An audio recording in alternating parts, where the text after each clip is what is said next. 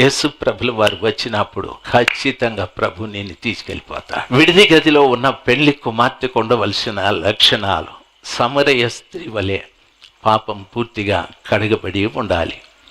ఆచార సంబంధమైన భక్తి వదిలిపెట్టాలి.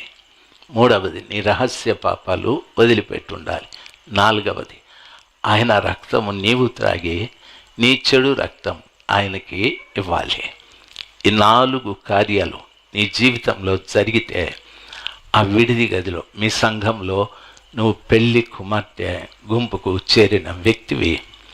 యేసు ప్రభుల వారు వచ్చినప్పుడు ఖచ్చితంగా ప్రభు నిన్ను తీసుకెళ్ళిపోతాడు. అది లేకపోతే మనము విడిది గదిలో చుట్టములాగా ఉండాల్సిందే. ప్రభు వచ్చినప్పుడు చుట్టం విడిచిపెట్టబడతారు, భార్య ఎత్తబడుతుంది. చూడండి, పెళ్లి దినాలు దగ్గర పడ్డాయి. యేసు ప్రభు రాకడకు సూచనలు కనిపిస్తూ ఉన్నాయి.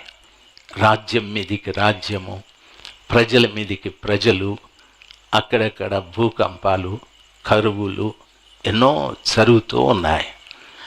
ఇవన్నీ కూడా మనుష్య కుమారుని రాకడకు సూచనలు. ఇలాంటి పరిస్థితుల్లో నేను విడిది గదిలో ఉన్నాను ప్రభువా, నేను పెళ్లి భారీగా మార్పు చెందాలి అనే ప్రార్థన నీకు అవసరం. ఈ రీతిగా మార్పు చెందటానికి ఎంతో కాలం అవసరం లేదు.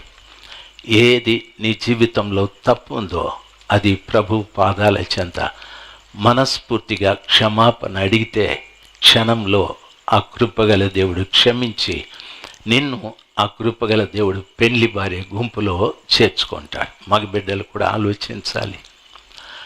ఆయన పాదాల చెంత క్షమించమని ప్రార్థన చేస్తే దేవుడు ఖచ్చితంగా క్షమించి పెళ్లి కుమార్తె గుంపులోకి నిన్ను చేర్చుకుంటాడు.